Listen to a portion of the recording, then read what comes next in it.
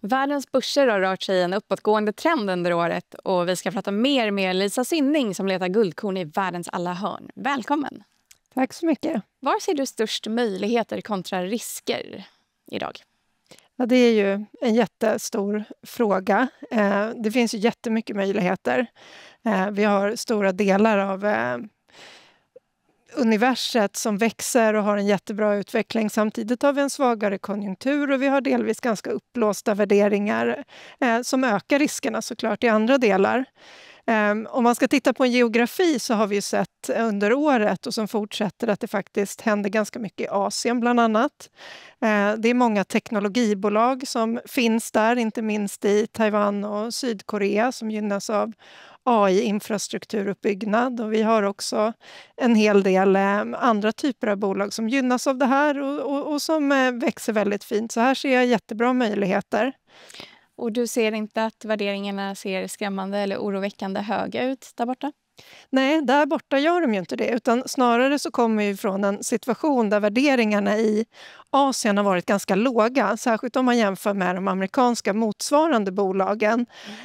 Och absolut så har ju värderingarna kommit upp även på de asiatiska börserna och i de bolagen i år, men inte särskilt mycket, så jag tycker inte att värderingen ser jätteutmanande ut. Vi har ju en graf med oss bland annat på SK Hynix och på TSMC och Samsung Electronics. Vi kan kika lite hur de har utvecklats under senaste året kan man säga. Ja, här kan vi ju se att det har varit väldigt stora uppgångar, och det som är extra tydligt här det är ju SK Hynix jättekraftiga uppgång, framförallt nu under september och början av oktober. Vad berodde den på? Ja, de tillverkar ju, har länge tillverkat små minnen som sitter i olika typer av chip, och det har ju alltid varit högteknologiskt och intressant, och det har ju också gått upp senaste året mycket på det. Men det som har hänt nu det är ju att att det är ett väldigt, väldigt stort intresse för deras absolut mest avancerade minnen.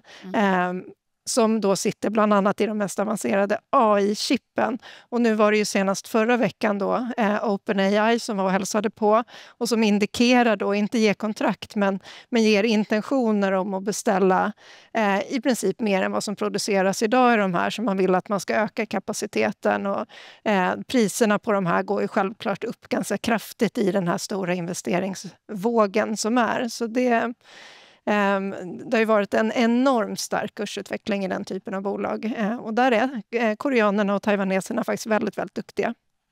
I framkant helt enkelt. Ja. Jag tänker på kapaciteten som du nämner. Den här kapaciteten, finns det möjligheter till att den faktiskt kan bli ett problem för dem? Att de inte klarar av att tillverka så mycket som efterfrågan vill ha? Det är nog alltid en risk, och där vet vi ju inte riktigt idag exakt hur mycket som kommer efterfrågas och hur mycket man kommer producera. Så att absolut tror jag att det finns en risk för det. Däremot så tror jag vi kan vara ganska säkra på att efterfrågan kommer öka över tid och att vi kommer se en strukturell efterfrågeökning, och att de kan vara ganska trygga med att bygga kapacitet också. Sen är det ju alltid den här frågan i en sån typ av industri, att ska man möta efterfrågetoppen eller inte, och hur ska man fundera kring det. Så att det är mycket som återstår, men de sitter ju i en väldigt fin position, de här bolagen. Vi har ju även med oss amerikanska spelare i form av Broadcom, och Oracle och Nvidia bland annat. Skulle vi kunna få upp en graf på hur de bolagen har gått upp för senaste året här? Precis, här ser vi också en graf som sticker ut, och det är Oracle. Och där är ju lite grann på samma tema som Hynix. Där handlar det om ett kontrakt från OpenAI som gjorde att den här tog marknaden lite off guard och tryckte upp kursen väldigt, väldigt kraftigt. Sen ser vi att även Nvidia och Broadcom, som är sedan ganska länge identifierade som AI-vinnare, har fortsatt gå väldigt bra i år.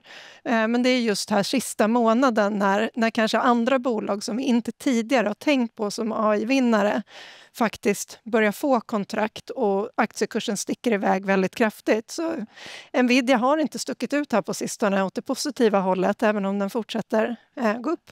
Ja, och när vi såg, precis som vi såg Oracle sticka, jag tänker OpenAI, de är ju med i så otroligt många affärer och gör avtal åt höger och vänster. Finns det en risk med OpenAI att det inte håller hela vägen sen när det väl kommer till de här avtalen och faktiskt slutföra alltihopa? Ja, det där är ju också en otroligt svår fråga. Som det ser ut nu så finns det ju en viss robusthet i OpenAI, men de är ju otroligt aggressiva i de här ordrarna. Och nu när vi spelar in det här idag, innan börsöppning på måndagen, så har vi även fått en nyhet då i AMD i USA, där de har fått en order eller ett samarbetsavtal med OpenAI, och den kursen ser ju också ut att sticka väldigt, väldigt mycket här vid öppning. Nu får vi se hur mycket det blir då, men det är klart att det är väldigt många spelare som ska leverera på väldigt aggressiva ordrar och samarbeten. Så att, det är klart att det finns risker i det här, så är det ju. Men de är svåra att kvantifiera. Vad är det du letar efter om man tänker signalmässigt? Vad finns det för positiva signaler som du vill se i de här bolagen då? Ja, men många av de här bolagen tjänar ju bra med pengar. Alla gör inte. Och vi kanske börjar se ett bolag som inte tjänar pengar nu under sista månaderna också går väldigt, väldigt starkt. Men mycket av den här kedjan, där tjänar man ju faktiskt pengar och kan finansiera den här utbyggnaden. Det tycker jag är väldigt positivt.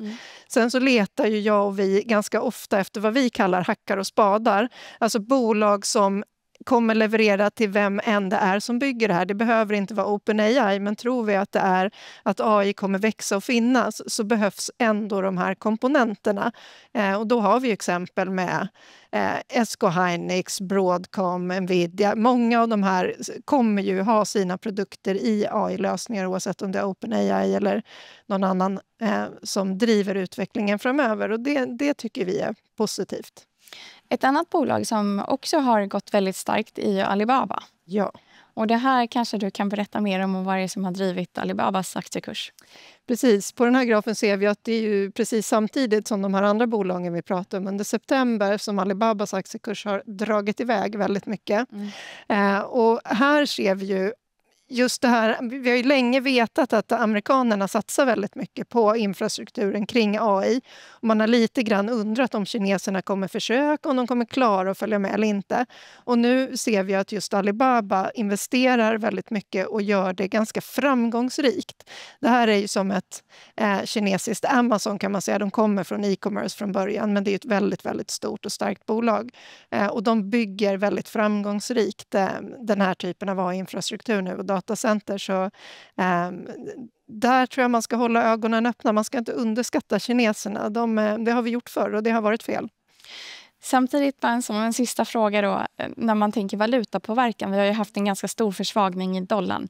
Vad tror du det har för betydelse för de här bolagen? Jag tror inte att det har jättestor betydelse för just de här bolagen. Det jag tror man kan se, det är att det finns ganska goda förutsättningar för att investerare letar sig utanför USA just när det här händer, och då inte minst mot tillväxtmarknader och kanske till viss del då Asien också, där man inte får den här negativa valutapåverkan som en till exempel svensk investerare, utan det blir kanske lite mer spritt och det är möjligt att det driver på den utvecklingen. Men jag tror att väldigt mycket nu handlar om vilka har det teknologiska försprånget, vilka investerar mest och rätt. Det är det som driver mest. Tack Lisa Sydning.